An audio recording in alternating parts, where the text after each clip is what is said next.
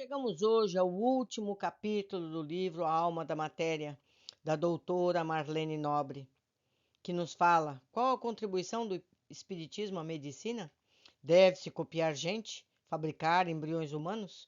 Esse livro vai responder, ou menos, já respondeu, essas e outras questões. Clonagem humana reprodutiva. No caso do ser humano, são duas as modalidades de clonagem: a reprodutiva e a terapêutica. A primeira faz cópia de gente e a outra produz embriões com a finalidade de retirar deles as células-tronco, que serão empregadas para a cura de doenças. A clonagem humana reprodutiva, conforme já vimos, é possível, mas, na atual conjuntura, seria defensável uma coisa dessas? Primeiramente, é preciso ressaltar que a clonagem é uma técnica muito ineficiente, com índices altíssimos de insucesso. Para fabricar-se Dolly, foram feitas 277 tentativas. Formaram-se 29 embriões. Apenas um resultou em êxito. Desde 1996, há pouco mais de 100 animais clonados, o que representa muito pouco no campo da pesquisa científica, observando-se, desde então, grande quantidade de malformações. Filhotes muito grandes, que não couberam direito no útero, tiveram deformações, bezerros clonados que morreram de paralisia renal menos de 48 horas depois de nascerem, animais que sobreviveram com sérias limitações e outros que foram sacrificados porque apresentaram doenças congênitas graves e etc, etc, etc. Ainda recentemente, nota 11, na revista britânica Nature Medicine, 1º de março de 2002, pesquisa liderada por Kelly Tamashiro. Cientistas analisaram um grupo de camundongos clonados e descobriram que 70% deles eram patologicamente obesos. Meus amigos, vocês acham que vale a pena arriscar fazer clone humano com todos esses riscos? Difícil, né? Continuando. Constatou-se também que Dolly ficou obesa, teve artrite e envelheceu precocemente. Embora nascida em 96, suas células correspondiam às de uma ovelha de cerca do dobro de sua idade, tendo morrido precocemente no início de 2003. Uma das explicações para a origem de todos esses defeitos estaria nas marcas ou etiquetas que um genoma adulto possui. Quer dizer, para que um feto sadio se desenvolva, é necessário que os genes pai e mãe passem por uma reprogramação. O que ocorreria na união de um espermatozoide com um óvulo. No Japão, porém, chegam notícias. Revista Science, 11 de janeiro de 2002, de que os genes de clones de camundongo funcionam normalmente, não tendo sido encontradas diferenças na expressão, ou seja, na leitura deles, entre camundongos clonados e não clonados, o que indicaria que as células adultas não constituiriam problema. O fato é que ainda muito pouco se sabe sobre isso. Há uma questão, porém, muito clara. A única maneira de se chegar à perfeição na clonagem é pela prática, pela repetição, por tentativa e erro. Isso vem sendo feito em animais, utilizando-se largamente o aborto e a eutanásia. E com embriões humanos, qual seria a conduta bioética? Não é, meus amigos? Severino Antinori diz que praticará o aborto em todos os casos necessários, porque é legal na maior parte dos países onde pretende pesquisar. Nem tudo, porém, que é legal é moral. E a eutanásia, ele aplicará também? Mesmo utilizando a técnica de reclonagem, não conseguirá detectar durante o desenvolvimento embrionário senão algumas dezenas de doenças genéticas entre as 7.000 existentes. É, meu amigo. A ética deveria prevalecer, não é? Os especialistas calculam que seriam necessários pelo menos 1.000 clones de animais, com acompanhamento de 50 anos, para podermos afirmar que a técnica de clonagem é segura. E há uma outra questão a considerar, a espiritual. O envelhecimento precoce dos clones indicaria que há falhas no processo de produção de fluido vital, ou ectoplasma, que faz parte do duplo etérico do corpo vital, provavelmente envolvendo os genes citoplasmáticos e nucleares. Supõe-se que o clone entre aspas, herdou um processo vital em andamento, reiniciando do ponto interrompido, quer dizer, do número de anos já vividos pela ovelha clonada. Entre os projetos de trabalho da Associação Médico Espírita do Brasil está o mapeamento de todas as funções desempenhadas pela mitocôndria, uma vez que se sabe, por revelação mediúnica, que ela não é apenas a usina motriz da atividade celular, mas também na produção de ectoplasma, corpo vital. E é fácil deduzir a razão. Ela é responsável por toda a cadeia de aproveitamento do oxigênio, elemento fundamental não apenas nas trocas metabólicas, mas também na função de auxiliar o transporte do prana, ou matéria cósmica elementar, plasma divino, que entra com o ar e vai nos pulmões da célula. Assim, a mitocôndria participaria também na produção dessa energia sutil, o ectoplasma, que é função fundamental nos processos de intermediação entre o espírito e o corpo físico. Isso está escrito em Evolução em Dois Mundos, no seu capítulo 8, já presente aqui no nosso canal. Em nossa hipótese de trabalho, supomos que há um intercâmbio constante e permanente entre as genes da mitocôndria e do núcleo da célula, de modo a garantir a produção desse fluido vital, responsável pelo número de anos que a alma vive no corpo físico. O envelhecimento precoce dos clones indicaria que há falhas no processo de produção do ectoplasma, provavelmente envolvendo essa troca de informações entre os genes citoplasmáticos e os do núcleo. O assunto, evidentemente, não se esgota aqui. Pelo contrário, o trabalho apenas começa, exigindo equipes multidisciplinares de pesquisa. A nosso ver, no atual estágio evolutivo científico, a clonagem humana reprodutiva é indefensável, tendo em vista a precariedade da técnica e do pequeno número de animais clonados. Nada pode justificar a realização de experiências com organismos humanos vivos. Fazer pesquisas em anima mobile é imoral. Constatamos também que alguns dos modelos bioéticos vigentes, fundamentados no materialismo reducionista, não credenciam seus defensores a tomar sua responsabilidade e cuidado com a manipulação de embriões. O assunto é muito sério e por isso mesmo requer maior processo espiritual no mundo em que vivemos. Clonagem humana terapêutica. Essa outra modalidade de clonagem produz embriões humanos com a finalidade de retirar deles as células tronco ou semelhantes à vida, sementes da vida, presentes aos 5 ou 15 dias iniciais do desenvolvimento, para fabricar com elas tecidos diversos, nervoso, pancreático, muscular, etc., utilizando-as na cura de moléstias como o mal de Parkinson, diabetes, distúrbios musculares, cardíacos. Qual a melhor atitude bioética diante dela? A resposta não é fácil. Aqui o dilema é o mesmo dos embriões congelados. Conforme sabemos, esses podem ter ou não espíritos ligados. Isso está no Livro dos Espíritos, na questão 355 e 56. Mas será que os candidatos à reencarnação iriam embarcar em uma aventura fadada ao insucesso? Os protetores espirituais não impediriam? Como ter certeza? Afinal, onde existe material genético embrionário, há magnetismo, há possibilidade de sintonia. Pelo sim, pelo não, é preciso pesquisar.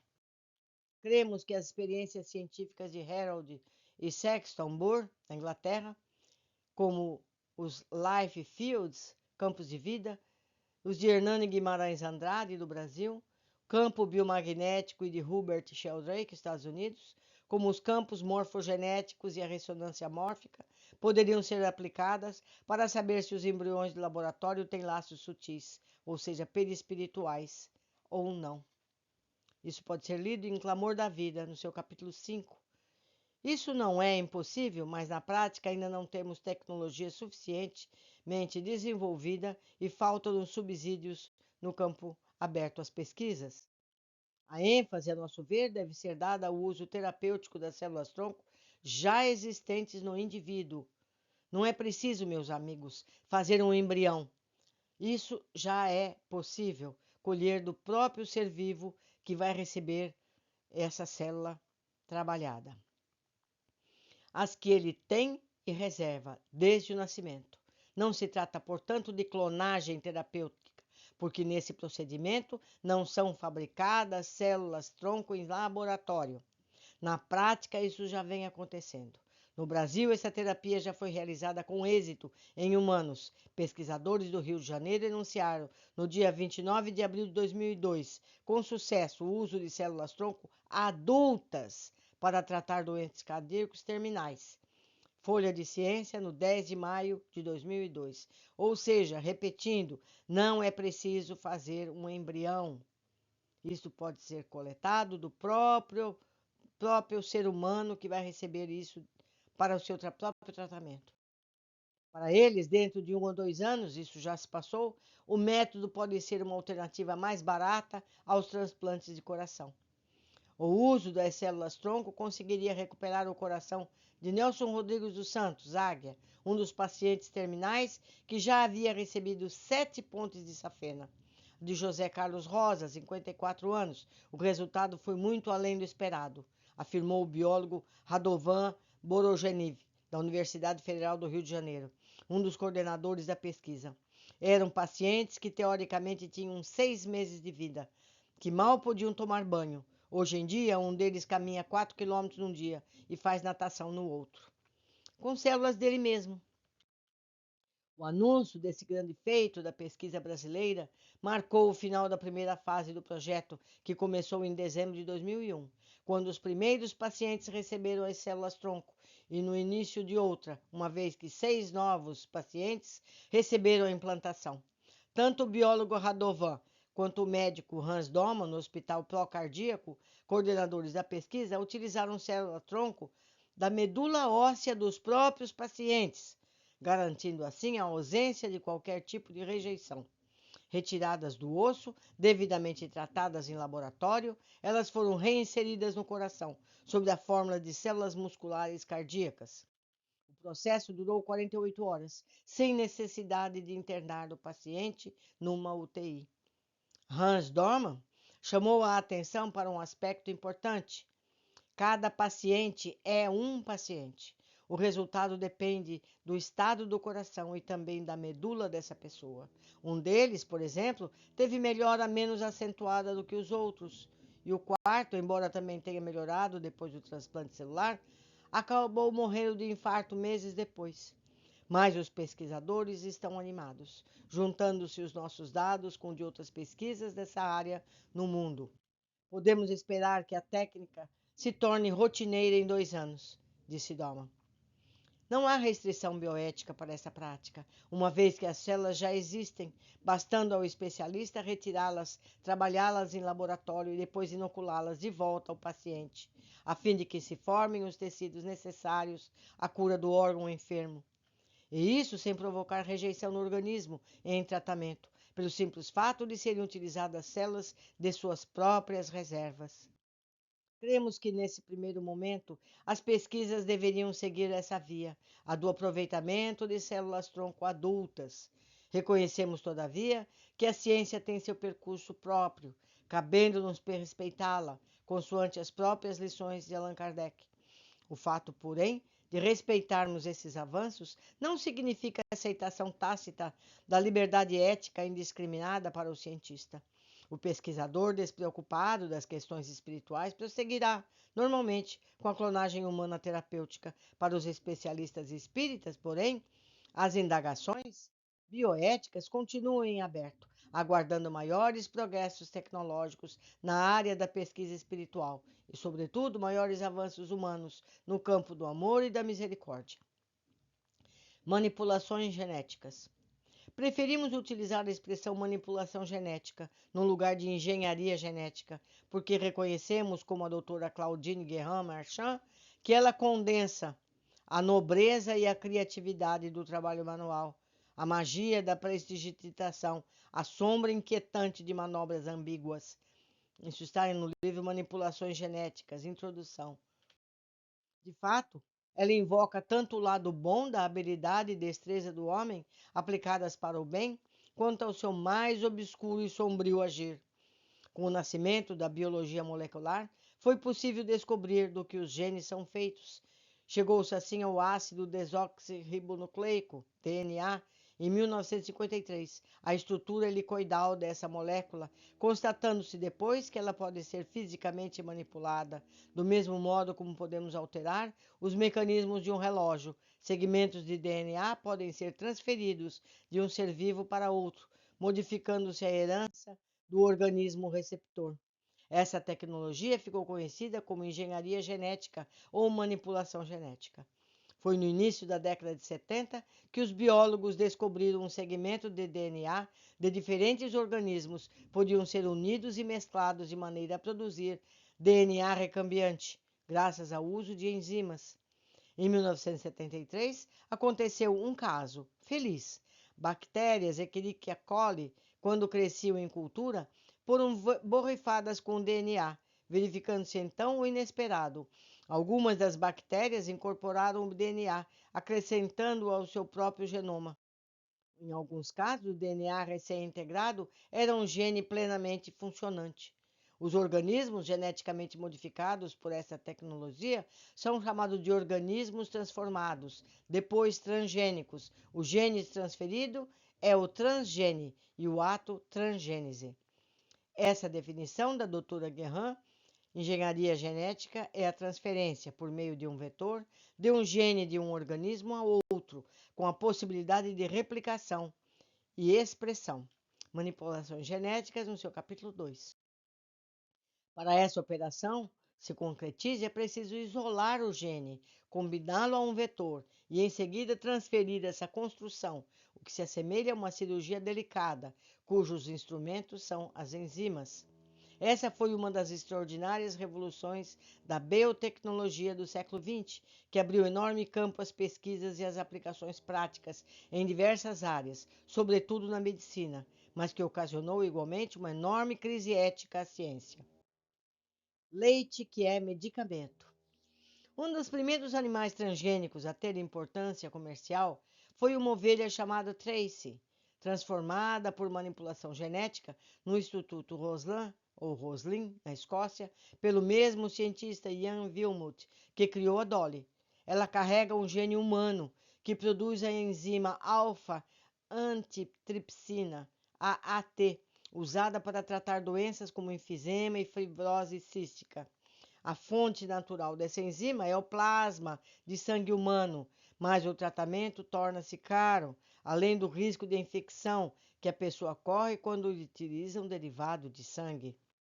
Tracy foi programada para secretar ATT, ou melhor, AAT, no próprio leite, e isso tem se verificado normalmente, mesmo com seu envelhecimento. A produção continua garantida por suas descendentes.